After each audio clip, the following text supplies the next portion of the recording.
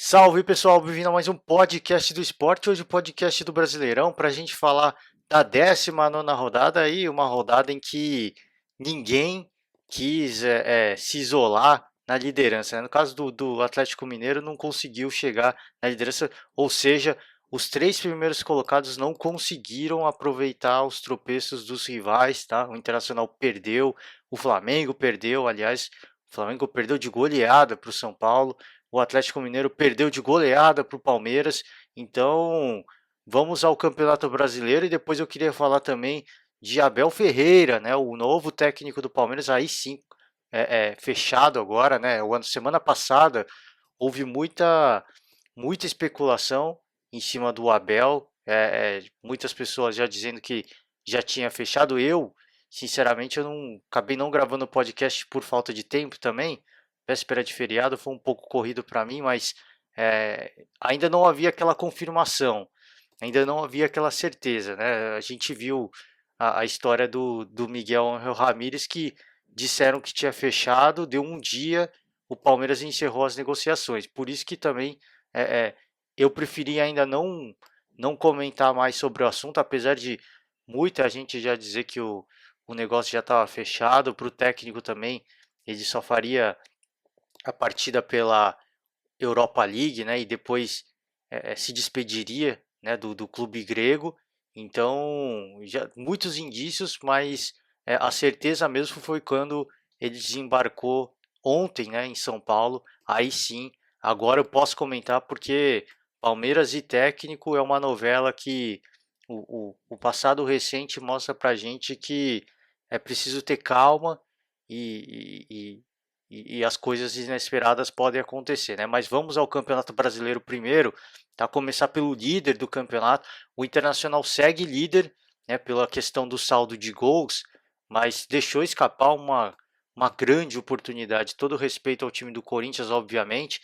O Corinthians jogava em casa, mas o Corinthians não vive aí a seu melhor momento, apesar do elenco que tem o Corinthians não corresponder com a situação que vinha vivendo o clube, né? Vinha oscilando aí, derrota, vitória, derrota, melhorou um pouco, né? Com a chegada do Wagner Mancini, depois daquela derrota para o Flamengo, aquela goleada em casa, é, a confiança, obviamente, foi muito abalada, mas o Corinthians agora consegue mais uma vitória, consegue se estabelecer numa boa posição de tabela e agora jogando contra o Internacional mostrou sim que é um time que se reorganizou e que está com confiança em dia, né? Se a confiança foi abalada, agora o time dá a resposta, consegue dentro do pouco tempo de trabalho que teve o Wagner Mancini, consegue meio que se reencontrar, consegue reencontrar o caminho aí para o bom futebol. Não joga ainda um bom futebol, obviamente, mas começa a encontrar o caminho, né, e muito, acho que grande parte desse processo vai pela melhoria da defesa. Né? Isso é claro, isso é óbvio. O Corinthians vinha tomando muitos gols, com o Cássio sendo muito cobrado pela torcida, rolou até um desabafo do goleiro, né, falando que se não tiver é, é, conseguido contribuir, né? Foi mais ou menos o que ele falou, né? Ele vai procurar outro lugar, né? Se ele não estiver ajudando mais, estiver atrapalhando, não tem motivo para ele continuar, né? Então rolou até um desabafo sincero e o Corinthians depois disso, não por conta do desabafo do Cássio, obviamente, mas o Corinthians começa agora passo a passo a sua reconstrução, a gente pode dizer assim, não aquela que o torcedor esperava, né, quando o Corinthians anunciou o Thiago Nunes, não foi essa a reconstrução, mas a reconstrução nesse Campeonato Brasileiro, que ainda está longe daquilo que o torcedor corintiano queria, né, de Corinthians, de ser ofensivo, de ser agressivo, de é, é, marcar o adversário no campo de defesa, então no campo de ataque do Corinthians, no caso, e o adversário no campo de defesa dele. Então, longe ainda daquilo que o torcedor imaginou para esse ano de 2020, mas um Corinthians que começa a pontuar, começa a se afastar cada vez mais da zona do rebaixamento, e esse talvez seja o primeiro passo, né? Não é o primeiro passo, não é pensar no topo. O primeiro passo é, primeiro a gente faz jogo a jogo e se afasta da zona do rebaixamento. À medida que esse objetivo vai se concretizando, a gente começa a olhar para cima, né? Primeiro faz um campeonato olhando para baixo, obviamente, e depois olhando para cima. E o Corinthians eu acho que já começa a poder sonhar em olhar cada vez mais para cima na tabela, porque é um time que está. Eu acho que muito o que faltava ao Corinthians era uma identidade, a gente pode dizer assim, e isso falta um pouco ainda, né? O Luan, por exemplo, não rende talvez 50% do que todo mundo esperava que ele poderia fazer. Tá? Ele já vinha em baixa no Grêmio, claro, mas ele quando veio o Corinthians falou que era corintiano e tudo mais, e isso reacendeu aí um, um ânimo, a gente pode dizer assim, de que o jogador poderia render mais. Fez grandes partidas, mas muito aquém daquilo que a gente viu do Luan no Grêmio. Então, muito parte por conta dele também, dele crescer de rendimento, dele melhorar, porque ele é o armador do time, né? Então, o Corinthians acho que começa pouco a pouco a construir, né? Se estabelecer, se solidificar aí nesse campeonato brasileiro. O Internacional deixou escapar aí uma grande oportunidade de se desgarrar do Flamengo, porque jogou contra o Corinthians, né? E todo respeito ao Corinthians, mas é um time que está em reconstrução. E o Internacional é um time que está estabelecido, é o líder do Campeonato Brasileiro, tá? Então, tem o artilheiro do Campeonato Brasileiro. Então se esperava muito dessa partida, tanto por conta do Corinthians, por jogar em casa e por ter que pontuar para se afastar cada vez mais da zona de rebaixamento, mas também do Internacional, né, pela oportunidade de abrir e jogar pressão para cima do Flamengo. Sorte do Internacional que o Flamengo não venceu, tá? Mas foi uma partida em que o Thiago Galhardo foi expulso e já prejudica o Inter, né? Porque já não joga a próxima partida do Campeonato Brasileiro. Então fez uma partida muito aquém, tá? Muito abaixo do esperado, na minha opinião, muito abaixo daquilo que a gente vinha vendo do Internacional nas últimas partidas. E eu não estou aqui querendo desmerecer o time do Corinthians, tá? Que foi valente, mas se esperava, obviamente, muito mais do time do Internacional. Entregou muito pouco daquilo que já apresentou, daquilo que a gente sabe que pode render. Então faltou intensidade, né? Uma coisa que o, o, os jogadores internacional falam do Eduardo Cudê, né, que ele sempre fala isso, de intensidade. Se não consegue manter a intensidade, pede para sair que ele vai por outro cara com mais intensidade. E faltou isso ao Internacional como um todo, tá? Faltou intensidade. Faltou ser intenso para conseguir impor o seu jogo e não sair derrotado, pelo menos, né? Nem com a vitória, mas não sair derrotado. E o gol do Corinthians veio com o Davó, né? O jogador herói improvável, a gente pode dizer assim. Um golzinho, né? Muito do Corinthians que o torcedor costuma falar, né? Isso aqui é Corinthians, né? É no sofrimento. 1-0 chorado, mas venceu. Sai com os 3 pontos, dificulta, né, a vida do Internacional nessa rodada, porque o Flamengo ainda ia jogar, né? Então o Corinthians e o Inter jogaram no sábado e o Flamengo jogou contra o São Paulo no domingo. O Flamengo ainda ia jogar em casa, né? Então tudo conspirava para finalmente o Flamengo tomar a liderança do Internacional, que não aconteceu. E eu já pulo para essa partida, tá? Flamengo e São Paulo, jogo no Maracanã, o, o ambiente perfeito, tá? Para o Flamengo impor seu ritmo de jogo, para o Flamengo vencer a partida, por uma vitória até simples e tomar de vez, né, a ponta da tabela.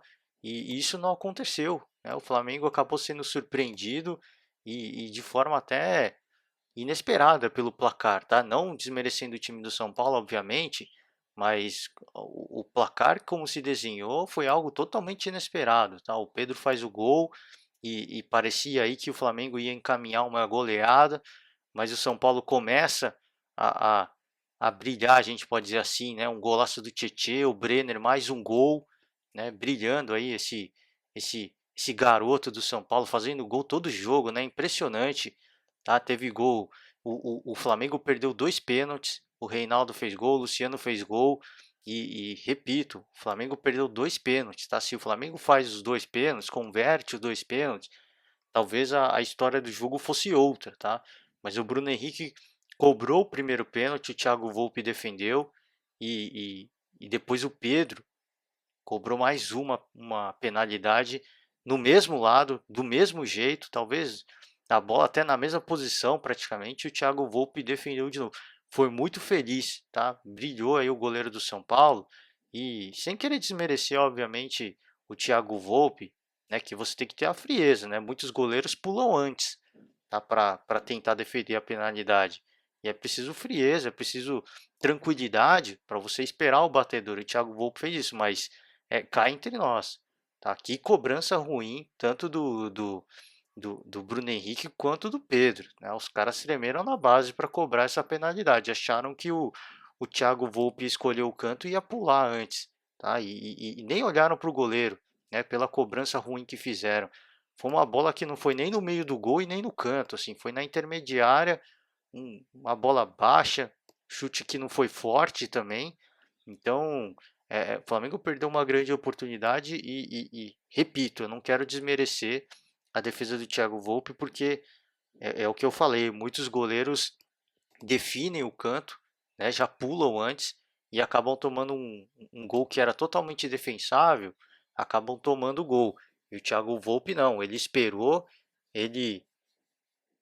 os batedores definirem o canto e ele pulou de forma correta e fez duas grandes defesas, mais uma assistência também, então foi o nome do jogo, tá? É indiscutivelmente o nome do jogo, o Thiago Volpe, e o Flamengo o São Paulo surpreendeu o Flamengo, tá? No, no seu campo aí, jogando em casa, no Maracanã.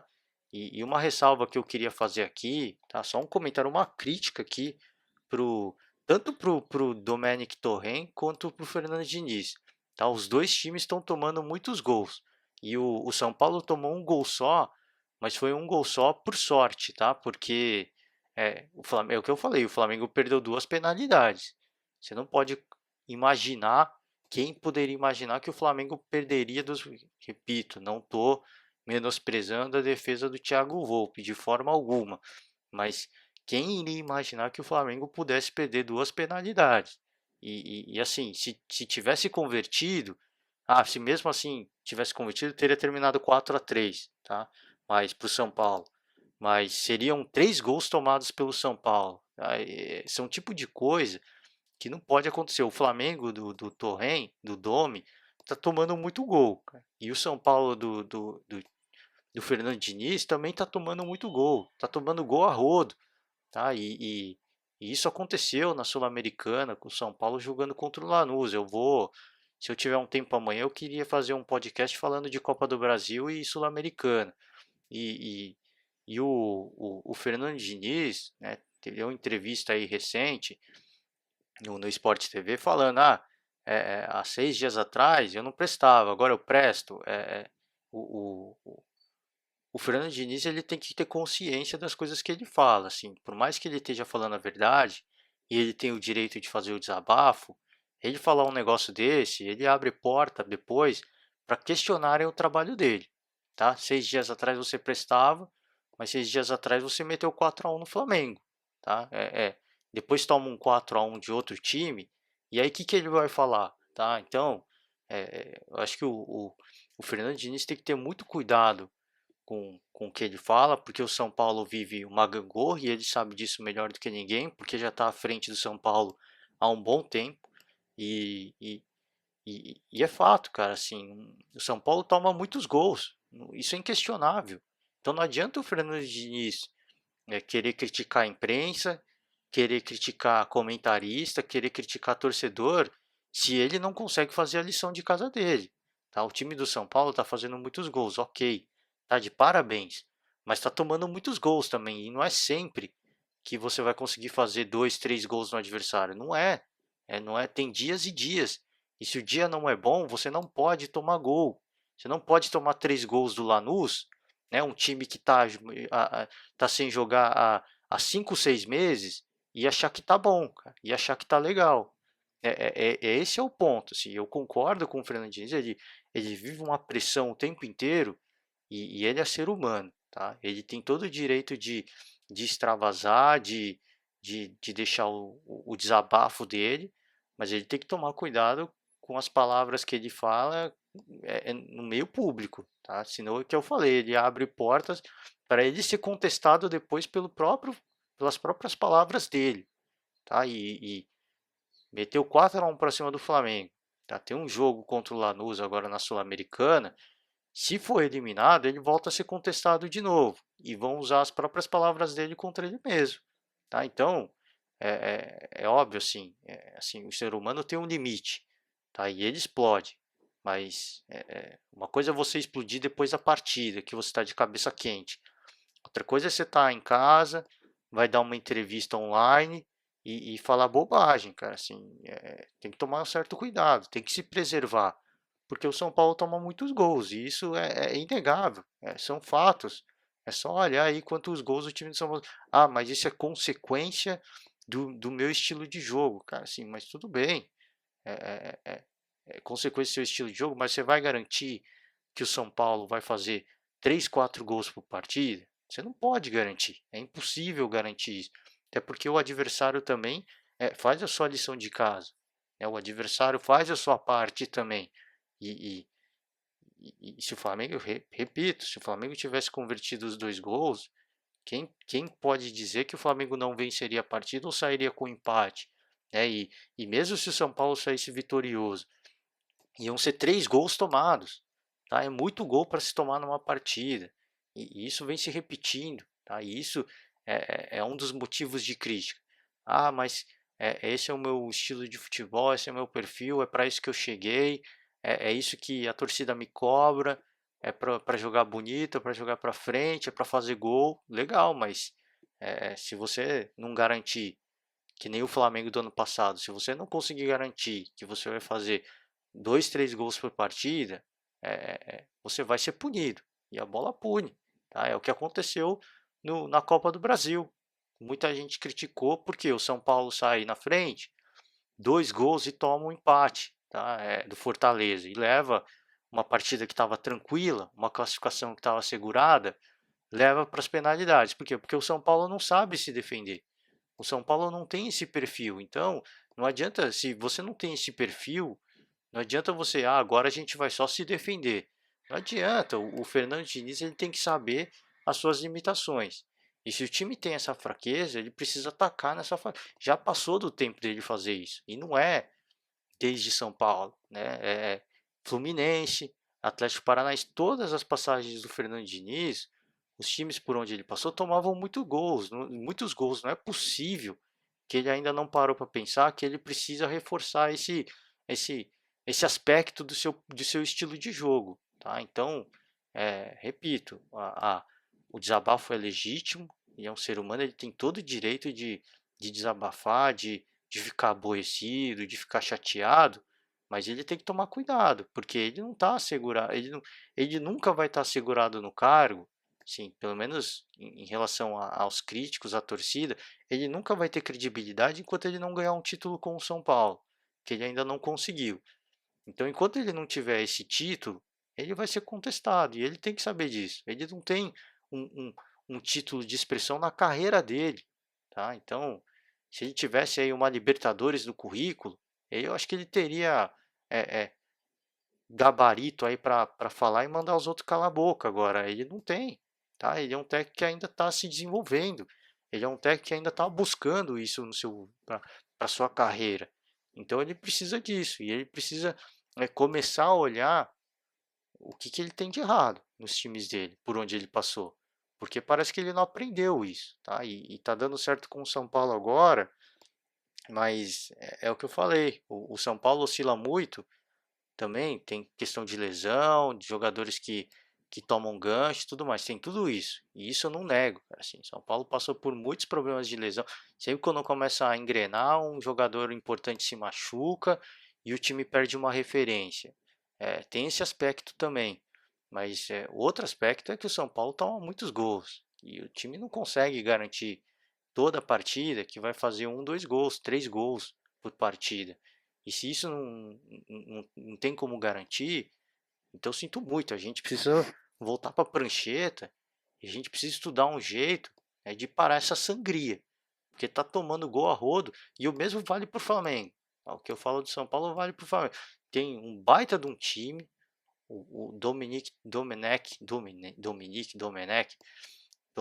Torren tem um baita elenco nas mãos e toma gol a rodo também. É impressionante a quantidade de gols que toma esse time do Flamengo. Ah, Flamengo defensivamente não é um primor. Isso eu já comentei aqui. Desde o ano passado, quando o Flamengo estava voando, a zaga do Flamengo não é uma zaga de confiança. Não era uma zaga de confiança. Né, com o, o, o, o espanhol lá, que agora me falha a memória o nome dele, Pablo Mari, né? E o Rodrigo Caio. Não era uma dupla 100% confiável. Você via aí quando o adversário conseguia chegar no campo de defesa do Flamengo, às vezes eles cometiam umas gafes. Tá? Então nunca foi o forte do Flamengo. Só que o Flamengo conseguia marcar muito bem, antecipando a sua marcação, e o Flamengo conseguia esmagar o adversário mentalmente fazendo muitos gols. E isso não está acontecendo. Tá? O Pedro, que vem fazendo um caminhão de gols também, várias vezes, tá? Vem cometendo alguns erros ali na hora de definir. Erros de decisão, talvez nervosismo, não sei, mas está perdendo a oportunidade de fazer o gol, de ampliar o placar. Tá? Então, o Bruno Henrique também não jogando aquilo que se esperava, tá, mas o estilo do Domenech é diferente e tal.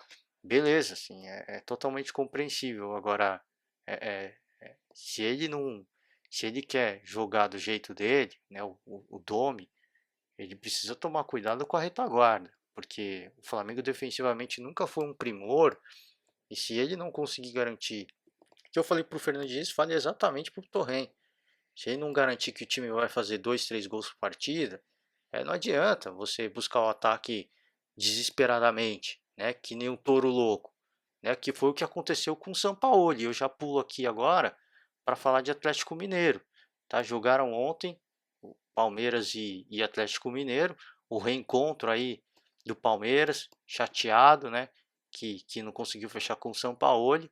E se tivesse torcida ia ser uma coisa de louco, né? O que o torcedor ia pegar no pé do Sampaoli não ia ser brincadeira, né? Ele tem que agradecer, ficou bravo pela derrota, mas tem que agradecer por não ter torcida, porque o que ele ouvir, ele ia ter que sair de campo antes, né? A orelha dele ia ficar vermelha de tanta coisa que o torcedor palmeirense ia gritar. Mas o Atlético Mineiro, é, é, e aí vale, já falei do São Paulo, do Flamengo, vale a mesma coisa para o São Paulo, né? Para o Atlético Mineiro do São Paulo. O São Paulo, a gente se acostumou a ver um cara que preza sempre pelo ataque, ele nunca abre mão disso. Tá? Mas já são 4 partidas consecutivas, é a quarta rodada, a gente pode dizer assim, que o Atlético Mineiro deixa escapar uma oportunidade, né, de assumir a liderança ou de encostar na liderança. Tá? Então, 4 rodadas, tá? Sem um triunfo, empate, derrota, e difícil assim a situação. Você, obviamente, com o Santos no ano passado deu certo. O São Paulo ele passou por um momento de queda e era compreensível, porque o Santos passava por uma crise de bastidores. O Santos jogava mais de um torneio ao mesmo tempo, agora o Atlético Mineiro não. E agora você já não tem as mesmas desculpas que a gente podia pegar quando o São Paulo ele treinava o Santos. A gente não pode usar as mesmas desculpas a favor do São Paulo agora no Atlético Mineiro. E outra, né? O São Paulo ele perdia jogos com o Santos, mas jogava muita bola o Santos. E esse é um dos motivos pelo qual a torcida, claro, ficou aborrecida pelas eliminações, mas um dos motivos pelo qual a torcida nunca foi em peso fazer um protesto, como aconteceu com o Atlético Mineiro depois da derrota para o Palmeiras. Né? Então o torcedor reconhecia isso. Né? A derrota, a eliminação acontecia, mas o time caía jogando bem. Agora no Atlético Mineiro foi presa fácil para o Palmeiras. Foi presa muito fácil. Tá? O esquema de jogo óbvio do Sampaoli e o Palmeiras, sabendo da forma como ia jogar, se portou muito bem. E o Atlético Mineiro não teve não teve condições nenhuma, tá? Faltou, acho que um pouco de personalidade do Atlético Mineiro entender, do São Paulo entender o que estava acontecendo, porque o Palmeiras estava deitando e rolando, né? Os dois gols, os dois últimos gols do Palmeiras foram de contra-ataque, não tinha ninguém para contestar o lance, tá?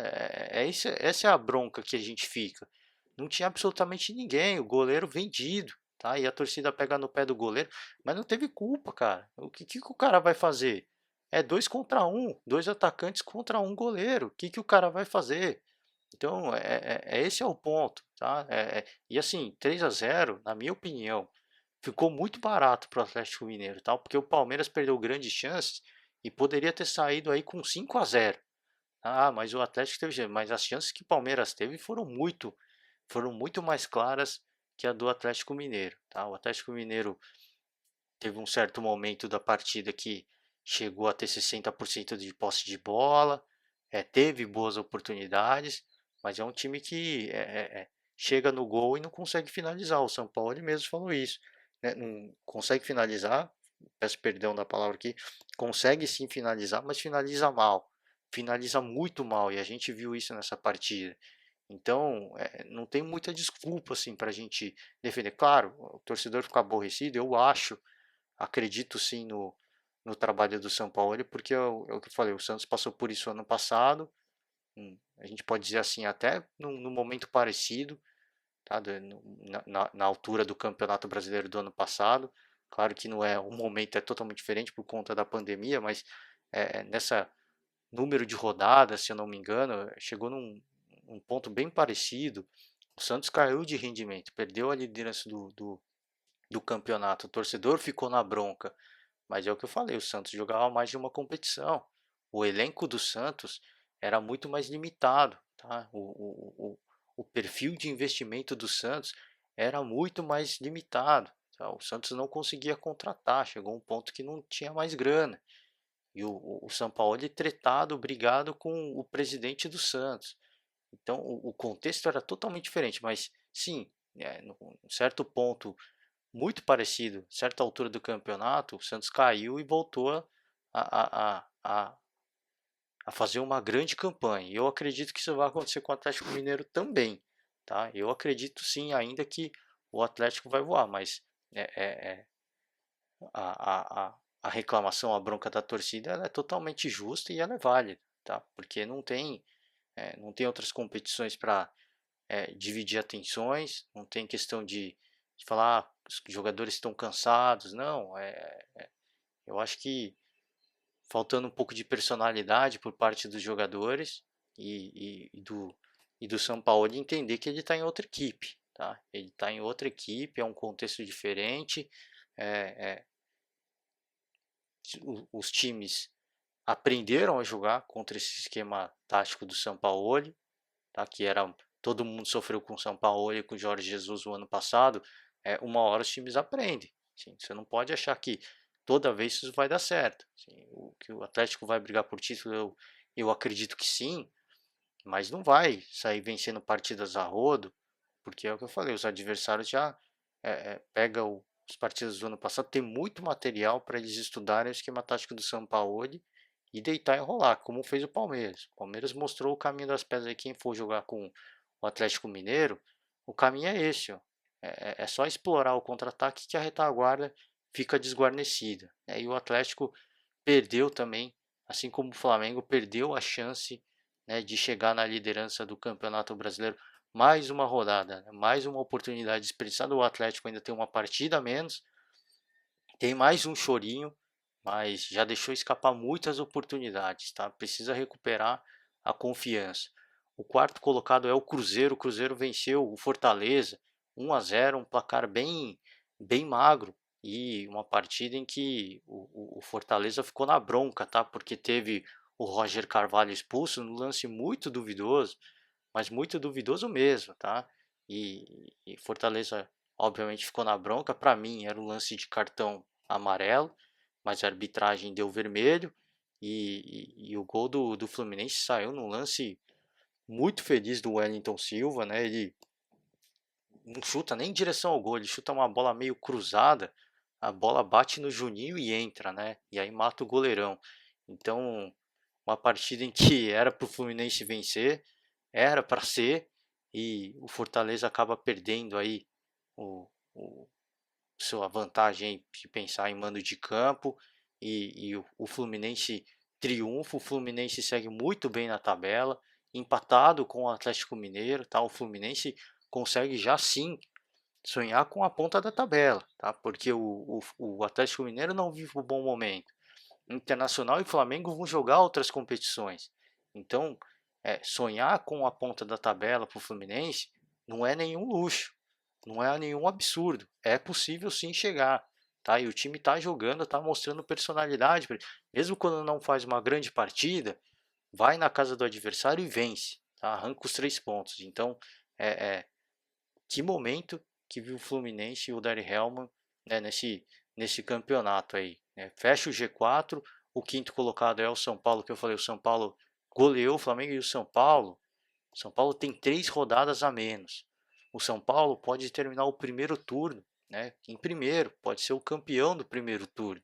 Então o torcedor São Paulino obviamente sonha com isso, um São Paulo que cresce muito de rendimento, tirando aí o tropeço contra o Lanús, cresce muito de rendimento nesse momento da temporada, mas repito, tá? O Fernando Diniz tem que aproveitar justamente esses momentos de tranquilidade, onde ele não está sendo contestado, onde ele tem respaldo, para ele atacar os pontos fracos, e parece que ele não aproveita isso, tá? Então, a gente só pode torcer para que ele, lógico, tem o seu momento aí de desabafo, né, de descontentamento, mas que ele olhe para o que tem de errado e que ele tente arrumar, que ele tente fazer o melhor, porque se não dá para ganhar todas as partidas, não pode perder, pelo menos. E a partida contra o Lanús, o São Paulo empatando, fazendo o mínimo, o São Paulo sai vitorioso. E é isso, talvez, boa parte disso é porque o torcedor cobra tanto. Por que toma tanto gol, então? Tá? Esse é o ponto. Então tem que tomar um. Espero que aproveite esse momento de mais tranquilidade para atacar esses pontos fracos. Agora, o histórico diz que não.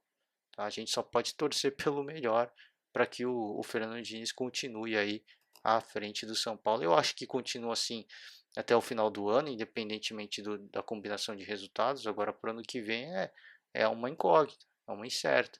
Eu acho que o Fernando Diniz só continua ano que vem no São Paulo se ele vencer algum título ou se ele terminar numa posição muito boa do Campeonato Brasileiro, porque aí vai falar, olha, terminei na vice-liderança, quase, quase levei o título, o ano que vem eu garanto que eu levo. Aí ele tem sim moeda de troca para negociar. Agora, se não ganhar nada, é muito difícil você manter o treinador mais um ano, né? Então, fica a torcida aí, tá? Para que ele olhe o que tem de errado e que ele tente arrumar. Tá? O sexto colocado é o Santos goleou o Bahia, tá? Na Vila Belmiro, grande partida do Santos, mais uma partida com o gol do Marinho, né? A gente tem que destacar isso, o momento que viu o Marinho e tanta gente cobrando o Tite, né? Por que, que não convoca o Marinho? Eu faço coro também, tá? Por que, que não convoca o Marinho? Convoca o jogador lá, que era do Flamengo, ex-Flamengo, esqueci o nome dele agora, eu peço perdão pro torcedor, tá? Foi muito contestado, que não vem fazendo uma boa exibição na Europa, e o Tite favorecendo os jogadores que estão na Europa, né? A gente pode dizer assim.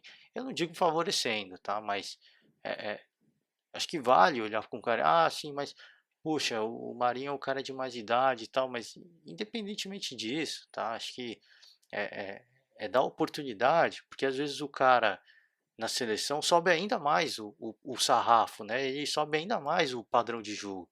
Então é isso que o torcedor e tantos comentaristas querem ver. Não importa a idade do jogador. Eu coloco os jogadores mais novos porque eles são mais promissores, né? Eles têm a oportunidade de jogar a Copa do Mundo. Eu não sei se um cara de 20, de quase 30 anos ou mais de 30 anos, se ele vai chegar na Copa do Mundo voando. Eu não sei, né? Às vezes pode passar isso pela cabeça do Tite agora.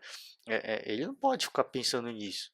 Ele tem que convocar o que tem de melhor, porque de repente ele convoca o Marinho, põe o cara para jogar e ele arrebenta na seleção. Tá? Fala, pô, agora já tem um cara que é insubstituível. Preciso desse cara para garantir a classificação para a Copa do Mundo. Então é isso que muita gente fica na bronca e eu faço coro também. Tá? Tem tantos jogadores no Brasil fazendo excelentes exibições e o Tite insiste aí em alguns jogadores da Europa que não vivem um bom momento. Tá?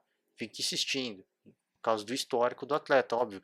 É legal, sim, você ter um cara de confiança, você apostar num nome que você olha e fala, putz, esse cara na hora do aperto vai me tirar do buraco. Agora, se você não der oportunidade para os caras que estão voando também no Brasil, pô, para que você é treinador da seleção? Então fica, eu faço coro a essa bronca e o Marinho vem voando no Santos. Espero que o Tite olhe para isso um pouco mais de carinho na próxima convocação, que tenha um pouco mais de, eu acho que de bom senso, tá? De entender que o futebol brasileiro está vivendo um bom momento também e que os jogadores que estão aqui conseguem sim representar a seleção brasileira com muita personalidade também, tá? Só precisa de oportunidade do treinador. O Santos goleia o Bahia, tá? Gol do Marinho, do Matos, do Jobson, o Bahia descontou com o Daniel, mas ficou por isso mesmo, tá? 3-1, mais um triunfo do Santos, que joga talvez um dos melhores futebol que a gente tem no Brasil, apesar da posição na tabela, pela personalidade dos jogadores, pela entrega dentro de campo, eu me arrisco a dizer que o Santos joga um dos melhores futebol do Brasil, né? Dos times que jogam o melhor futebol do Brasil, tá? Não o melhor, aí é difícil, tá? A gente tem times que também estão vivendo um bom momento, né? O próprio Palmeiras melhorou muito depois da saída do Luxemburgo, mas melhorou muito mesmo, assim, foi da água para o vinho. Então é difícil a gente dizer quem está jogando o melhor futebol do Brasil. Agora, o Santos com certeza está lá, está entre os três melhores. Isso é indiscutível para mim, né? Pelo elenco, pela forma como o time se comporta dentro de campo, fazendo muitos gols, o momento do Marinho, o Soteldo também, grandes exibições. Então o Santos é o time, a gente pode dizer que é o herói improvável, né? Porque muita gente considerou o Santos aí essa temporada depois da saída do São Paulo, ele considerou aí o Santos para ser um time de classificação ali para a Sul-Americana e está no G6 e tem tudo para ficar assim entre os quatro melhores da temporada, tá? No Campeonato Brasileiro no caso, né? Quase terminou com a melhor campanha da Libertadores. Vai falar o quê, cara? Assim, me impressiona muito a personalidade desse elenco do Santos, tá? Time que vive crises políticas uma atrás da outra e o elenco parece imune a isso. O elenco entrega o que tem de melhor e a gente tem que parabenizar sim o elenco do Santos a cada partida, né? Acho que toda partida que a gente vê do Santos a gente tem que parabenizar, mesmo quando não vence, porque os jogadores deixam tudo dentro de campo, né? Isso é legal, é isso que o torcedor gosta de ver, tá? E se de repente você perde algumas partidas seguidas, você perde a liderança do Campeonato Brasileiro, mas a torcida tá vendo que o time tá jogando muita bola, tá? E aí é o que eu falei do São Paulo com o Santos ano passado. A torcida vê que o time joga, óbvio, fica aquela bronca, fica aquela cobrança, porque perdeu a liderança, mas o torcedor tá vendo, né, o que está acontecendo dentro de campo. Tá vendo o que o time está fazendo por merecer. E esse time do Santos faz por merecer e deixo aí sempre, né, o parabéns a esse elenco do Santos que faz uma grande temporada na minha opinião. Só para encerrar, né, o Palmeiras é o que eu falei, o sétimo colocado, também melhorando muito, né, sob o comando do interino aí, o Andrei Lopes e o Cebola, né, como ele é conhecido, e deixa agora o comando do Palmeiras para o Abel Ferreira, o novo treinador. Vamos ver, vou deixar para falar isso daqui a pouquinho. Encerrando aí a tabela, o Grêmio, o oitavo colocado, jogou ontem também o Grêmio, jogou contra o Bragantino, 2-1, uma partida em que o Maicon rolou uma rixa aí com o Michael com o Renato Gaúcho, né? Mas Renato Portaluppi diz que tá tudo certo, já é coisa de jogo. Eu também acho que é coisa de jogo. Tem gente que gosta de jogar uma pimenta, né? Mas é coisa de jogo, né? Ele cobrou o jogador, ele ficou na bronca, pediu para sair, foi direto pro vestiário. É natural, né? Às vezes você não tá num dia bom, o treinador fica pegando no seu pé, você vai explodir, cara. Você perde a cabeça. É melhor eu ir pro vestiário para não tretar com o cara no banco de reserva. Que aí ia ser um papelão muito maior, né? E coisa de jogo, é natural. A cobrança tem que ser muito alta. Se você quer ser um time de elite, se você quer ser quer estar num time de elite, você tem que se cobrar e você tem que saber ser cobrado, tá? E o treinador precisa saber cobrar também. E é isso que aconteceu. Não era um dia bom e acabou perdendo a cabeça, né? O nono colocado é o Sport, venceu o Atlético Paranaense, afunda ainda mais o Atlético Paranaense, né? Que momento que vive esse Atlético Paranaense. Aliás, eu queria fazer uma retificação aqui, pedir desculpas, né, para o torcedor atleticano, porque se eu não me engano no podcast anterior eu falei Eduardo Barros, né, treinador do Atlético Paranaense, não é mais, né? O Eduardo Barros também caiu, agora é o como é que é o nome? Aquele que estava no Santos, brigou com o Autuori, né? O Paulo Autuori brigou com o presidente do Santos e tudo mais. Quem que o presidente do Santos não brigou, né, naquela época? Mas enfim, agora é o Paulo Autuori. Então eu peço desculpas aqui pro torcedor atleticano. Não é desculpa, né? Mas é o que eu falei. Para mim, como eu estou em São Paulo, às vezes acompanhar as notícias do clubes paulistas é muito mais fácil. A gente recebe as notícias muito mais fácil. Mas é óbvio, a gente tem que tá antenado e eu peço desculpas pela gafe aí pro torcedor atleticano, tá certo? Mas um momento muito difícil, né? O Atlético fica trocando de treinador e é esse o caminho? Essa é a solução? Não sei, cara, assim, eu acho que já tá, o histórico já mostra que, já tá mostrando pra gente que não é esse o caminho, tá? Mas tá insistindo. Enfim, vamos ver, tem um segundo turno inteiro ainda pro Atlético Paranaense buscar a recuperação, tá? O décimo colocado é o Fortaleza, é o que eu falei, perdeu do Fluminense, tá? Muita bronca do time com a arbitragem por conta da expulsão.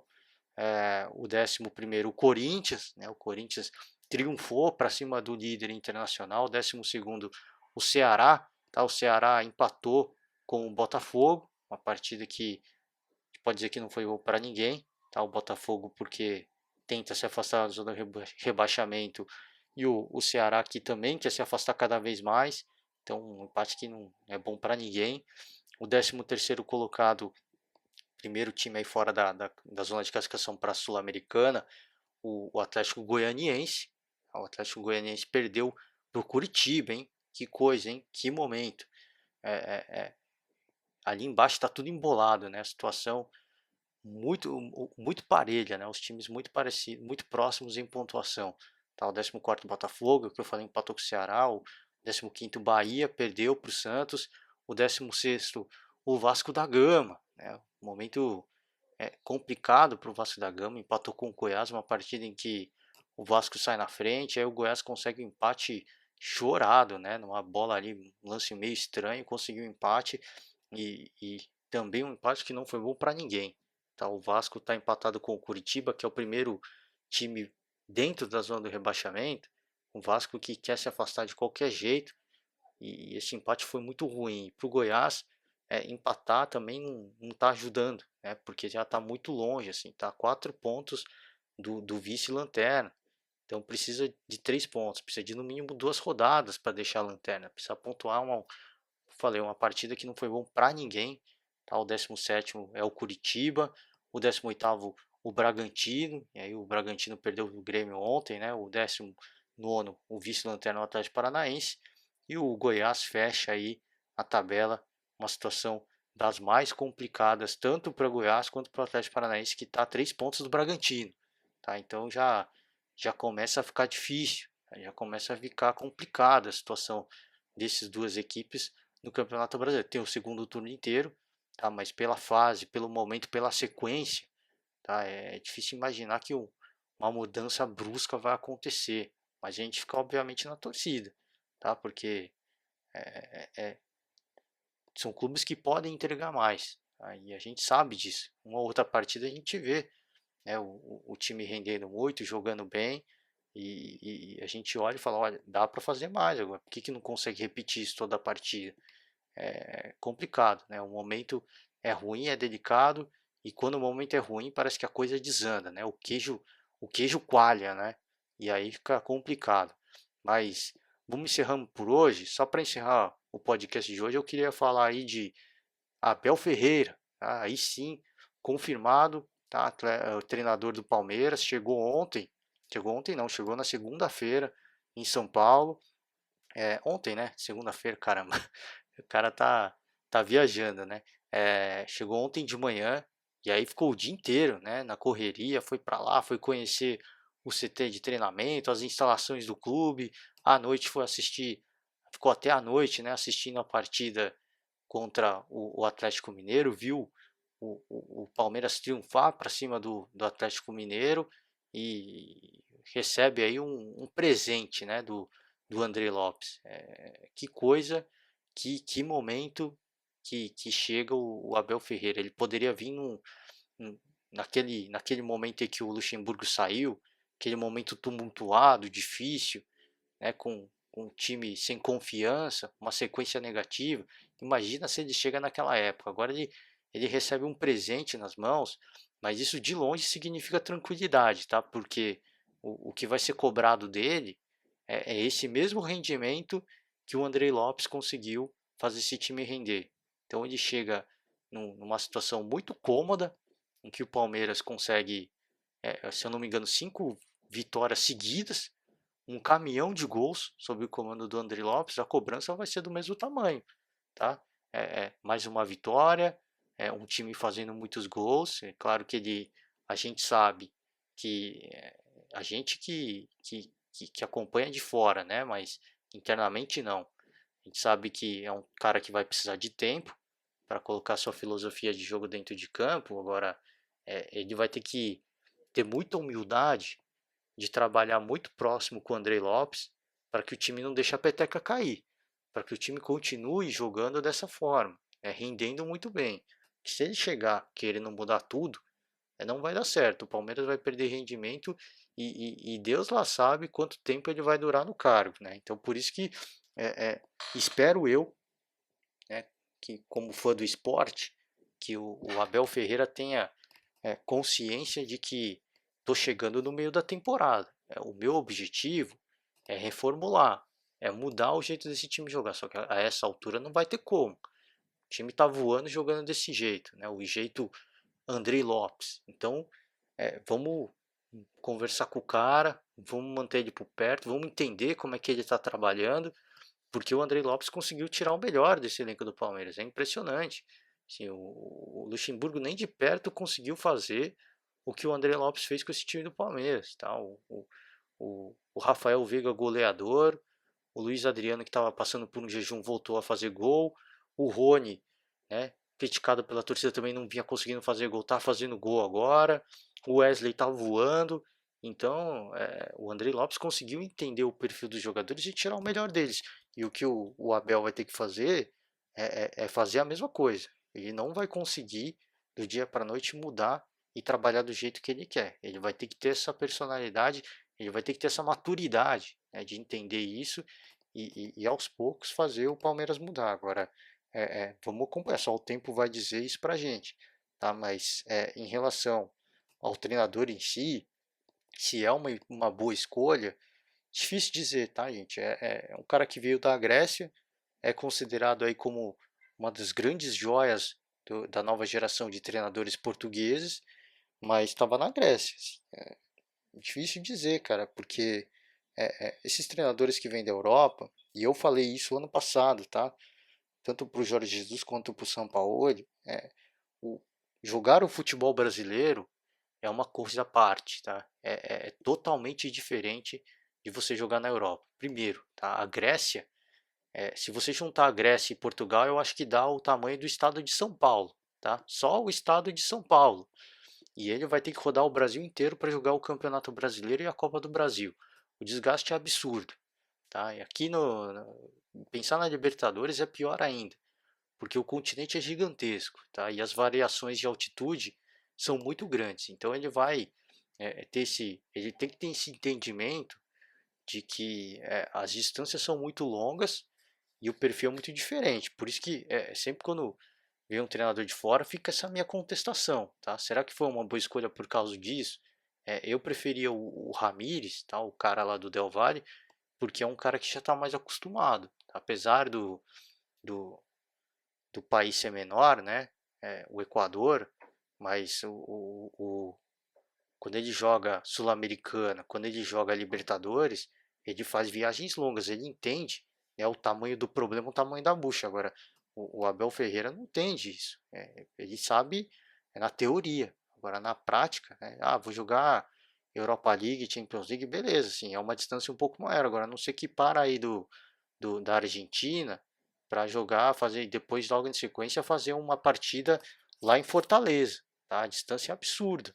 Então é muito cansativo, é muito desgastante, tá? Essa quantidade de voos, essas escalas. Então eu espero que ele venha com isso em mente. Tá? É um cara promissor, a gente espera que faça um bom trabalho. Pelo perfil dele, é aquilo que o Palmeiras quer.